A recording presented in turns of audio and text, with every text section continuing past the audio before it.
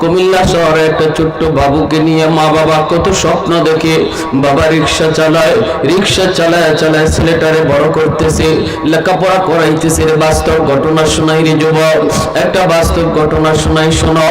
ওই ছোট্ট বাবু বাবা রিক্সায় করে করে স্কুলে যায়, বাবা স্কুলে নিয়ে যায়, স্কুল ছুটি হলে বাবা আবার রিক্সায় করে বাড়িতে নিয়ে আসে। সারাদিন বাবা রিক্সা বায়, স্বপ্ন মনের ভিতরে কত স্বপ্ন মার কত বাবার, আমার সন্তান একদিন বড় হবে, আমাদের অভাব দূর হবে, অভাব দূর হবে। এই সন্তান আস্তে আস্তে হাই স্কুলে যায়, হাই স্কুল থেকে কলেজে যায়, কলেজ থেকে ভার্সিটিতে যায়, একটা পর্যায়ে ঢাকায় ভর্তি হয়। ঢাকা ইউনিভার্সিটিতে লেখাপড়া শেষ করার পর যুবক এখন তো বড় লোক হয়ে গেছে, বড় লোকের মেয়েকে বিয়ে করছে, বড় একটা অফিসের বস হয়ে গেছে। এইদিকে বড় লোকের সাথে মিশে যাওয়ার কারণে এই ছোট্ট বাবু আজকে বড় হইয়া দিল তার বড় হয় পাষাণ হয়ে গেল, মা কি ভুলে গেল, বাবা কি ভুলে গেল। সন্তান কত সন্তান এমন পাওয়া যায় বড় হওয়ার পরে বউয়ের কথায়, শ্বশুর বাড়ির কথায় মাকে ভুলে যায়, বাবাকে ভুলে যায়। মার খবর নেয় না, গ্রামে মা কেমনে আছে কিভাবে আছে খবর নেয় না, বাবার খবর নেয় না। ছেলে মস্ত বড় অফিসার কিন্তু বাবা রিক্সা চালায়, বাবা এখনো মানুষের বাড়িতে কাম করে। জিজ্ঞেস করলে পরে বাবার চোখ দিয়ে দৌড় দৌড় করে পানি পড়ে। কত বাবা তখনও সন্তানকে বদুয়া দেয় না, অভিশাপ দেয় না, শুধু কই মালিক আমার সন্তানদের তুমি বুঝ দিও, বুঝ দিও, বিপদে ফেলাইও না। এই তো মা, এই তো বাবার যুবক ছেলে মারে নিয়ে বাঘের মুখে ফালা, নৌকায় করে নদী পার হয়ে জঙ্গলে বাঘের মুখে ফালা দেয়। আর মা চিল্লা কই বাবা কই রাইকে যাও, কই বাঘের মুখে রাইকে যাই। তবু মা তাকায় তাকায় সন্তানকে দেখে। নৌকায় উঠে যখন ছেলে নদী পার হতে যায় তখনই প্রচন্ড ঢেউ আর ঝড় তুফানের কবলে পড়ে যায়। যখনই মা দেখতেছে ছেলের নৌকায় ডুবে যাবে, ছেলে মারা যাবে, মা চিল্লায় আল্লাহ আল্লাহ আমার সন্তানকে তুমি বাঁচাও। যেই ছেলে মাকে বাঘের মুখে ফেলায় যায়, এই মাও সন্তান বিপদে পড়লে সবার আগে আল্লাহর কাছে দোয়া করে। আবার ছেলের কানে পৌঁছা মাত্রই দৌড় দিয়া আই সেই মার পা জড়ায় দুইরা কান্না শুরু করে। রাশিয়ার একটা বিল্ডিং ধসা পড়ছে, পত্রিকায় পেয়েছি। ওই বিল্ডিং এর ধসার নিচে একটা মা দুধের বাচ্চাকে নিয়ে তারা জীবিত পাইছে।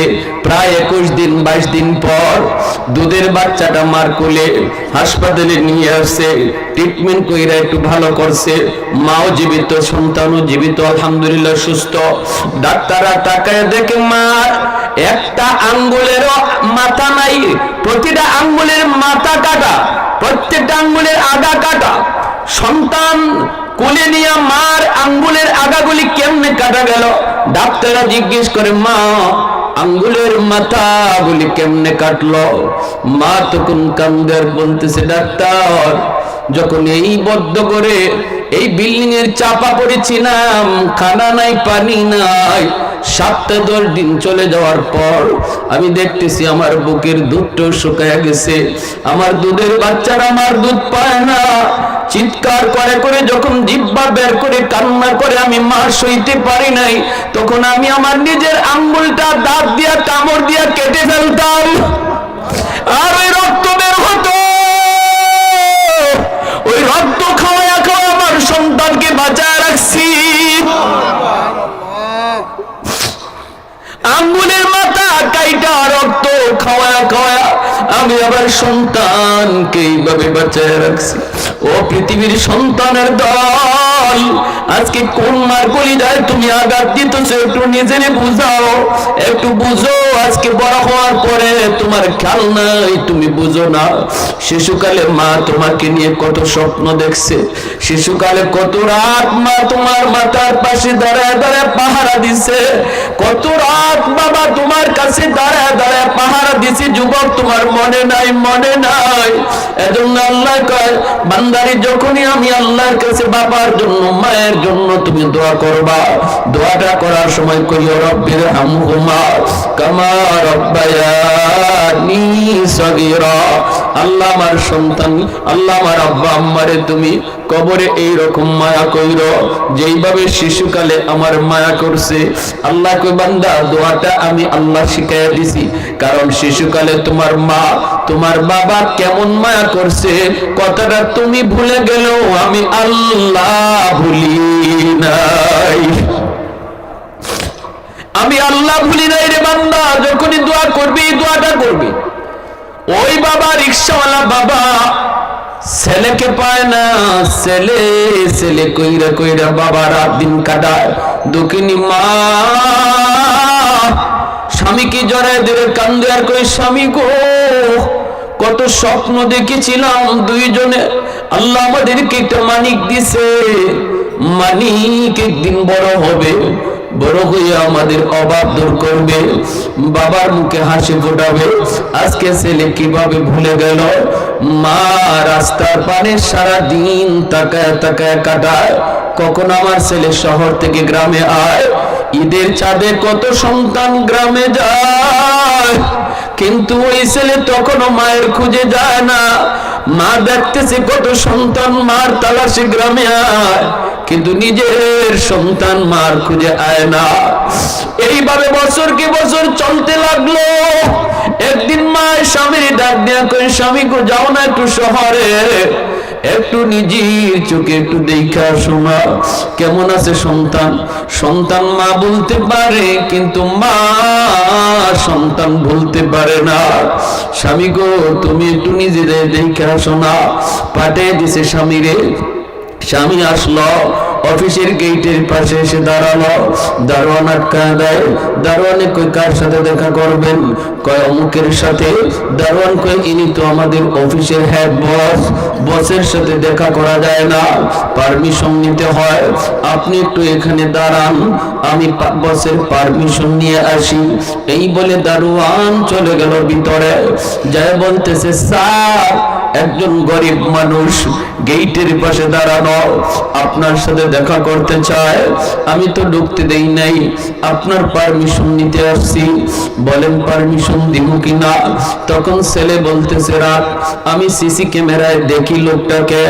সিসি ক্যামেরা অন করে ছেলে তাকে দেখে গেটের পাশে যে লোকটা দাঁড়ানো, এই লোকটা কোনো ভিক্ষুক না, এই লোকটাই হলো তার রিকশাওয়ালা গরিব বাবা। যেই বাবা তার রিকশায় করে করে স্কুলে নিয়ে যাইত, স্বপ্ন দেখত, স্বপ্নের কথা শোনাইতো। বাবাকে দেখার পরও ছেলের কলিজা নরম হলো না, কারণ সে গুনার সাগরে ডুবে গেছে। এজন্য তার দিল বড় শক্ত। মানুষ যখন গুনাহ বেশি করে আস্তে আস্তে দিল শক্ত হয়ে যায়, সহজে দিল নরম হয় না। দিল তো তার নরম হলো না। দারোয়ানের হাতে 500 টাকা দিয়া কয় নে, যায় বলবি আমি বড় ব্যস্ত মানুষ, দেখা করার টাইম নাই, নিয়ে বলবি অন্যদিন আসলে পরে আরো বেশি দিব। এই বইলা দারোয়ানের হাতে 500 টাকা ছেলে ধরায় দেয়। দারোয়ান আইসা কয় চাচা নেন, স্যার বড় ব্যস্ত মানুষ, আপনার সাথে দেখা করতে পারবে না। এই বইলা যখন দিছে তখনই বাবাই কয় বাজান রে আমি ভিক্ষুক না, ভিক্ষা নিতে আসি নাই, আমি কোনো সায়েন না সওয়াল করতে আসি নাই, আমি আইছি আমার সন্তানের চেহারাটা এক নজর দেখার জন্য। এই কথা বলতে দারোয়ান চিৎকার দিয়ে উঠলো চাচা কোন কি আপনি আমার স্যারের বাবা? কহ বাবা আমি তোমার স্যারের বাবা।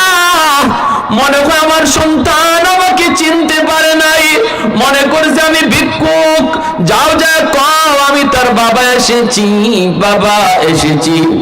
দারোয়ান চিৎকার দিয়া কয় চাচা যায় লাভ হবে না, সারে সিসি ক্যামেরায় আপনারে দেখছে চিনছে, এরপরও আপনার সাথে দেখা করতে চায় না। চাচা কষ্ট নিয়েন না,